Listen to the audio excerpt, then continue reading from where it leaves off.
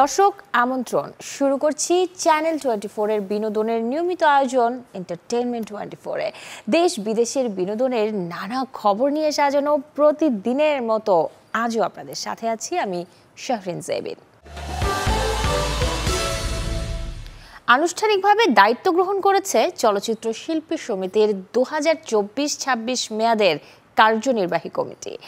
সভাপতি মিশা সওদাগর এবং সাধারণ সম্পাদক মনোয়ার হোসেন ডিপজলের নেতৃত্বে আজ বিকেলে সমিতির কার্যালয়ে দোয়া ও মিলাদ মাহফিলের মাধ্যমে দায়িত্ব বুঝে নেন নবনির্বাচিতরা। এর আগে বিকেলে শিল্পী সমিতির নির্বাচনের দায়িত্বে থাকা প্রধান নির্বাচন কমিশনার খোরশেদ আলম খসরু চূড়ান্ত ফলাফল প্রকাশ করে তা সমিতির নোটিশ বোর্ডে ঝুলিয়ে দেন। এ সময় সেখানে উপস্থিত ছিলেন সাধারণ শিল্পীরাও। আনুষ্ঠানিক দায়িত্ব গ্রহণের জন্য গঠনতন্ত্রের শপথ গ্রহণের কোনো বাধ্যবাধকতা না থাকায় দায়িত্ব নিয়েই সমিতির সকল সদস্যদের সহযোগিতা চাওয়ার পাশাপাশি সিনেমার বাকি 18 সংগঠনকে একসাথে নিয়ে চলচ্চিত্রের উন্নয়নে কাজ করে যাবার কথা জানান নির্বাচিতরা। এদিন কলি নিপুণ প্যানেলের থেকে নির্বাচিত 3 জনও উপস্থিত ছিলেন শিল্পী সমিতির কার্যালয়ে। আমরা গোটা চলচ্চিত্র পরিবারের কাছে কৃতজ্ঞতা জানাই। আমরা চিরঋণী যারা আমাদের ক্যাবিনেটকে এত বড় বিজয় এনে দিয়েছেন। আজকে থেকে 5টায় সমস্ত আগামী 2 বছরের জন্য কার্যক্রম আমরা বৈধভাবে পরিচালনা করব। দুই বাংলার জনপ্রিয় অভিনেত্রী জয়া আহসান সম্প্রতি পেয়েছেন অভিনয় শিল্পী সংঘের পুরস্কার। গণমাধ্যমে আলাপচারিতায় যেমনি জানিয়েছেন নিজের কাজের ব্যস্ততা নিয়ে, তেমনি ভক্তদের উদ্দেশ্যে জানালেন বিয়ে ও পারিবারিক বিষয়ে আগামীর ভাবনা। বয়সকে অনেকটা বশে এনেছেন তিনি। 2 যুগের বেশি অভিনয় জীবনে ত্বকের উজ্জ্বলতা সেই শুরুর মতোই, তাই যেন ব্যক্তিগত জীবন উঠে আসে বারবার।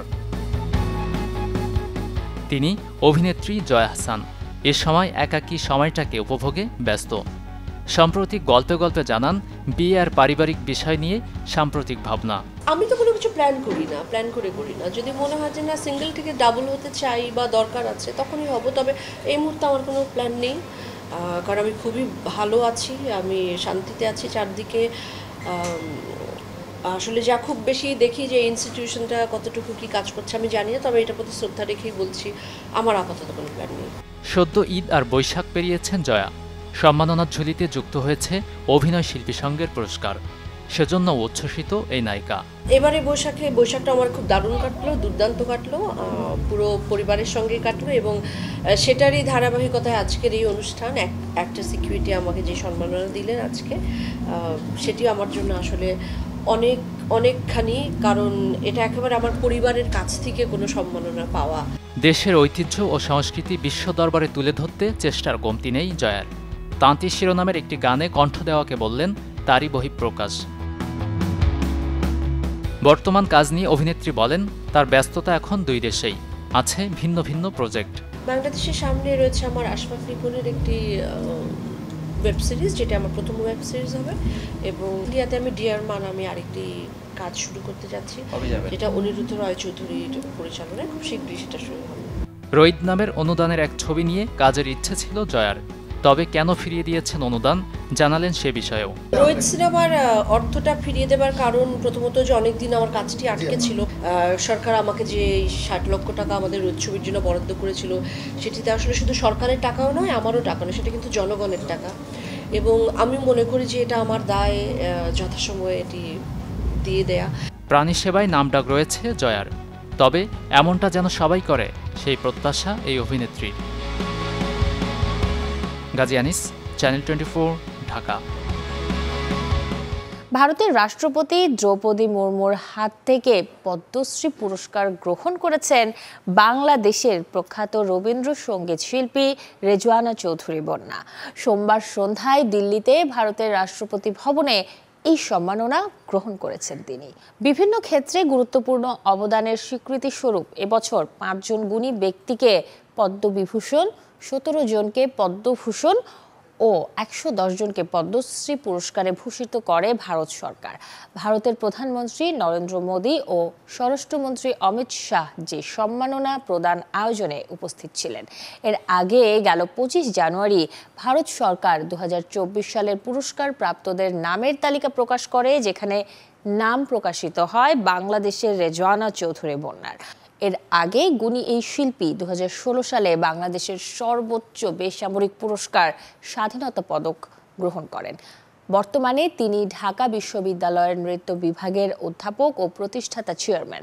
রবীন্দ্রসঙ্গীতের প্রচার ও প্রসারে 1992 সালে ঢাকার একটি মর্যাদাপূর্ণ সঙ্গীত বিদ্যালয় সুরের ধারা প্রতিষ্ঠা করেন এই শিল্পী। 32 বছর পার হয়েছে, চোখের দেখাই নেই উপমহাদেশের কিংবদন্তি চলচ্চিত্র ও সঙ্গীত পরিচালক, চিত্রনাট্যকার, লেখক সত্যজিৎ রায়। 1992 সালের আজকের দিনে পৃথিবীর মায়া ত্যাগ করেন তিনি। দর্শক, প্রয়াণ দিনে শ্রদ্ধা ভালোবাসায় জানাবো সত্যজিৎ রায়ের সেরা 5 ছবির গল্প। পথের পাঁচালী বলতেই যার নাম জড়ানো, তিনি উপমহাদেশের বিখ্যাত চিত্রনাট্যকার, শিল্প নির্দেশক, সঙ্গীত পরিচালক ও লেখক সত্যজিৎ রায়। বিভূতিভূষণ বন্দ্যোপাধ্যায়ের উপন্যাস অবলম্বনে এই ছবিটি দিয়েই প্রথম আত্মপ্রকাশ করেছিলেন পরিচালক হিসেবে।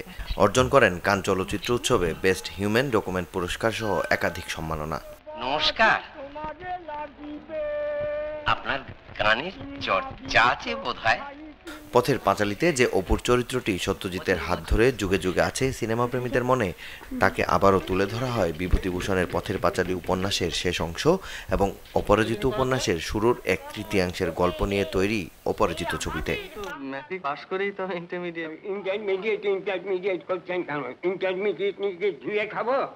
সত্যজিৎ রায়ের সেরা 5 সিনেমার কথা বলতে গেলে পথের পাঁচালী ও অপরাজিতর সাথে থাকবে অপু ট্রিলজির শেষ সিনেমা অপুর সংসার, যে ছবিটি জাতীয় চলচ্চিত্র পুরস্কার সহ অর্জন করে ব্রিটিশ ফিল্ম ইনস্টিটিউট পুরস্কার। বিশেষ করে ফিল্মের অভিনেতার কোনো সাস্টেইন কন্ট্রিবিউশন বলে কিছু থাকতে পারে না। কিংবদন্তি পরিচালক, কিংবদন্তি নায়ককে নিয়ে তৈরি করে গেছেন কালজয়ী সিনেমা নায়ক। এই ছবিটিও জাতীয় চলচ্চিত্র পুরস্কারের মঞ্চে উত্তম কুমারকে করেছে শ্রেষ্ঠ অভিনেতা, আর সত্যজিৎ রায়কে ভূষিত করেছে শ্রেষ্ঠ পরিচালক হিসেবে।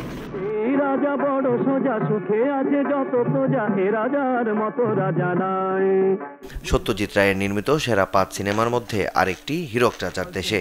গুপি গাইন বাঘা বাইন মুভির সিকুয়েল যে ছবিতে এই নির্মাতা ফুটিয়ে তুলেছেন কিছু ধ্রুব সত্য, নির্মাণশৈলী আর গানে যা যুগে যুগে দর্শকদের করেছে মুগ্ধ। ভরপেট নাও খাই রাজকর দেওয়া চাই, ভরপেট নাও খাই রাজকর দেওয়া চাই। মাকসুদুল হক ইমু, চ্যানেল 24। যে কয় পেটে খেলে পিঠে সয় তার কথা ঠিক। শাহরুখ খানের সিনেমা ফ্যান দেখে মনক্ষুণ্ণ হয়েছিলেন তারই এক ডাইহার্ড ফ্যান। তাই তো প্রযোজনা প্রতিষ্ঠানের বিরুদ্ধে করেছিলেন আদালতে অভিযোগ, যার রায় হলো 7 বছর পর। এমন কাণ্ড করেছেন আফরিন ফতেমা জায়দি নামের এক শাহরুখ ভক্ত। যশরাজ ফিল্মসের বিরুদ্ধে অভিযোগ দায়ের করেন তিনি, কারণ ছবির প্রচারে জাবরা ফ্যান গানটি রাখা হলেও সিনেমার দৃশ্যপটে নেই তা। প্রতারণার অভিযোগে ভক্তের দাবি, সিনেমাতে গানটি না থাকায় তিনি এবং তার সন্তানরা মুভি দেখে হতাশাগ্রস্ত হয়ে পড়েছিলেন। পরে অবশ্য জাতীয় উপভোক্তা কমিশনের তরফে প্রযোজনা সংস্থা থেকে আরফিনকে 10,000 রুপি ক্ষতিপূরণ এবং আনুষঙ্গিক আইনি খরচ বাবদ আরও 5,000 রুপি দেওয়ার জন্য নির্দেশনা দেওয়া হয়। এদিকে যশরাজ ফিল্মসের পক্ষ থেকে জানানো হয়, সিনেমার প্রচারে তারা কখনোই উল্লেখ করেননি যে গানটি সিনেমায় রাখা হবে। তাই তো গেল সোমবার এই অভিযোগ খারিজ করেন আদালত।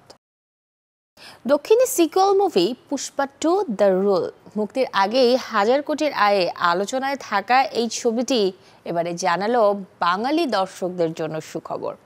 হ্যাঁ দর্শক, হিন্দি, তামিল, তেলুগু, মালায়ালাম, কন্নড় ভাষার সাথে এবারে মুক্তি পাচ্ছে পুষ্পা 2 বাংলা ভাষাতেও। জানা গেছে পুষ্পা 2 এর বাংলা সংস্করণে কণ্ঠ দিতে চলেছেন পশ্চিমবঙ্গের জনপ্রিয় গায়ক তিমির বিশ্বাস। গণমাধ্যমকে গায়ক জানান, সবটাই খুব প্রাথমিক পর্যায়ে রয়েছে, এখনই খোলাসা করতে রাজি নন তিনি। এছাড়াও জানা গেছে ছবিটির বাংলা ভার্সনে কোনো একটি গান নাকি বাংলায় গাইতে চলেছেন তিমির। গেল 8 এপ্রিল মুক্তি পায় পুষ্পা 2 এর টিজার। 15 আগস্ট মুক্তি পাচ্ছে সুকুমার পরিচালিত পুষ্পা 2 দ্য রোল। আর্জেন্টাইন ভক্ত যারা আছেন, যারা কিনা অন্য দলের সাপোর্টার হলেও মেসি ভক্ত, তাদের সবার জন্য এবারের সুখবরটি। কারণ 36 বছরের আক্ষেপ ঘুচিয়ে 2022 সালে কাতার বিশ্বকাপ জেতার সেই গল্পের স্প্যানিশ ডকুফিল্ম মুচাচোস এবারে দেশের হলে বসে উপভোগ করতে পারবে বাংলাদেশি দর্শক। স্প্যানিশ পরিচালক জেসাস ব্রাসেরাস নির্মাণ করেছেন 100 মিনিটের এই ডকুফিল্মটি। সিনেমাটি গত ডিসেম্বরে আর্জেন্টিনায় মুক্তির পর দর্শকদের মধ্যে দারুণ সাড়া ফেলেছিল। আর্জেন্টিনার হলগুলোতে ইতিহাসের সবচেয়ে বেশি দর্শক এটি দেখেছে বলে জানা গেছে। সিনেমাটি এবার বাংলাদেশের দর্শকদের জন্য নিয়ে আসছে স্টার সিনেপ্লেক্স। আগামী শুক্রবার থেকে ঢাকা, রাজশাহী ও চট্টগ্রামের স্টার সিনেপ্লেক্সের শাখাগুলোতে প্রদর্শিত হবে মুচাচোস। এই ছিল এন্টারটেনমেন্ট 24 এর আজকের আয়োজনে। বিনোদনের সব খবর জানতে ভিজিট করুন আমাদের ফেসবুক পেজ এবং ইউটিউব চ্যানেলে। আগামীকাল ঠিক একই সময়ে আবারও দেখা হবে। সেই পর্যন্ত সবাই ভালো থাকুন, সুস্থ থাকুন, চ্যানেল 24 এর সাথেই থাকুন।